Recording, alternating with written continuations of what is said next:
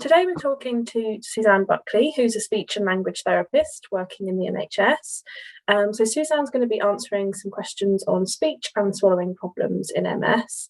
So thank you so much for talking to me today. So first of all, can you talk a bit about how MS can affect swallowing in someone with MS? What can go wrong? Yeah, so the act of swallowing is as complex almost as the act of speech. It involves 32 paired muscles, so that's, 64? And they're all innervated by 7 motor or 7 sensory nerves that all work together to propel your food and your drink from your mouth to your stomach. So these nerves, as I mentioned, they can be both motor and sensory. So not only do they move the muscles, they also provide that sensory feedback that we need when we swallow. So as with the complex speech system, if one component of the swallowing system is disrupted, it can result in difficulties with swallowing food or drink or both. And we call that difficulty dysphagia. So because MS can affect quite scattered and diverse areas of the nervous system, problems with swallowing can vary from individual to individual. In terms of how common it is, it's quite rare. It's relatively rare for those who are still able to walk. But if you are experiencing changes or you've got concerns with your swallowing, it's important that a full clinical swallow assessment is done by a qualified speech and language therapist. And this assessment will help them to kind of pinpoint exactly what the difficulty is, work out an individualized treatment plan that can include anything from neuromuscular electrode stimulation, thermal tactile stimulation, compensatory strategies, food or drink modifications such as different textured foods or thickener in your drinks, or swallowing exercises. So in terms of MS, if we think about so for the people, for example, who experience an acute attack of specific nerve fibers, they can have a knock-on effect on their swallow. So if you're at all concerned about this because you're having a relapse or it's happened before and you're worried it's going to happen again, it's important to contact your GP who can refer you for a swallow assessment, because the implications of food or drink going down the wrong way can be quite nasty. Chest infections caused by aspiration aren't pleasant, and nor of course is experiencing any kind of choke. So any of those things, we really want to avoid.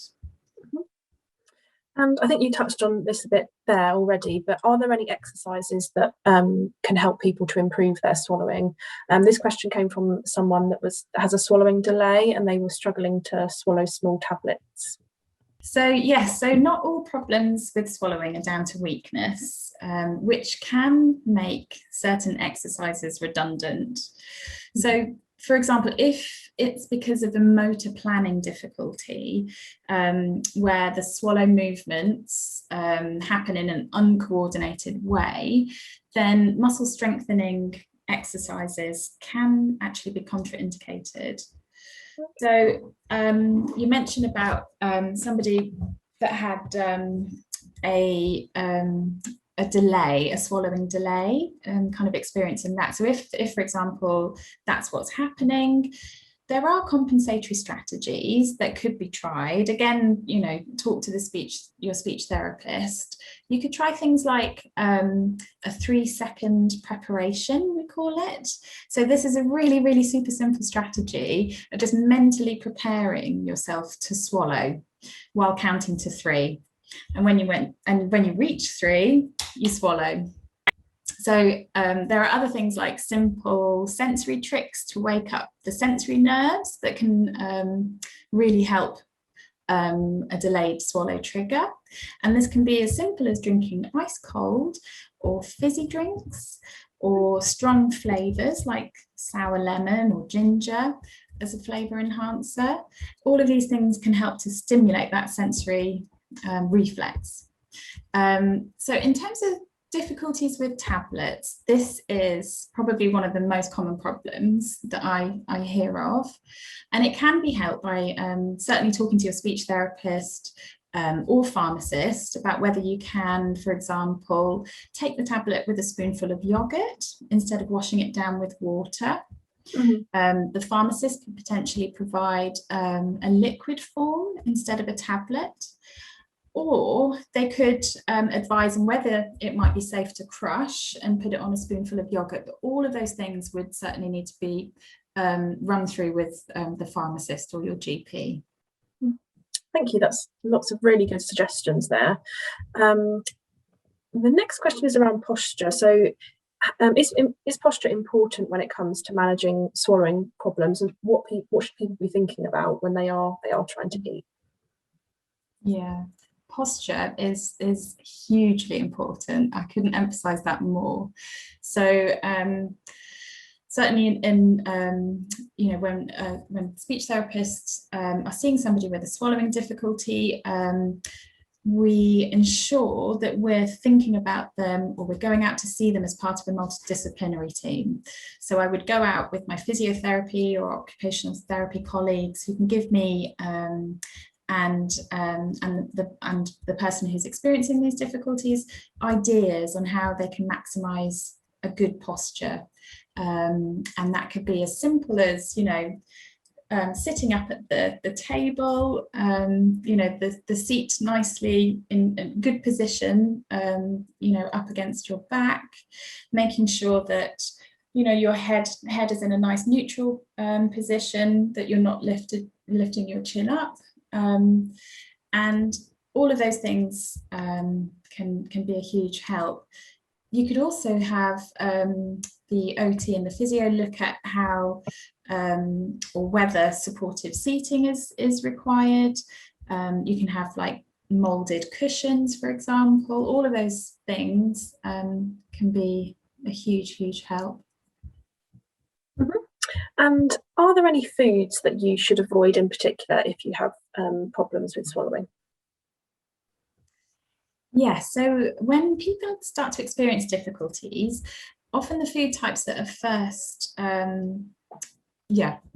first become quite difficult are the dry, kind of crumbly textures, or the chewy textures, like, you know, a well-cooked steak or something. We often tell people, you might hear us say, avoid the high-risk foods, in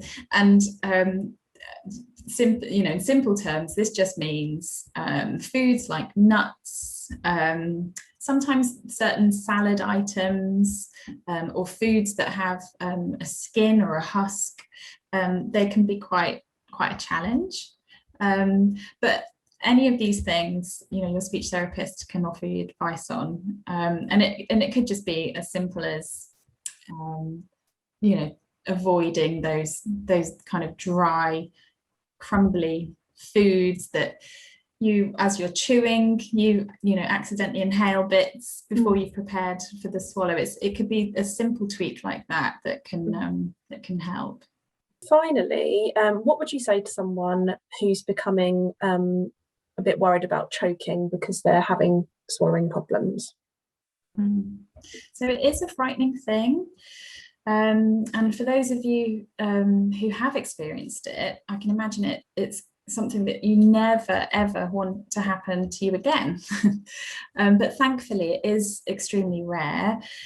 And if after having seen your GP or your speech and language therapist, and they have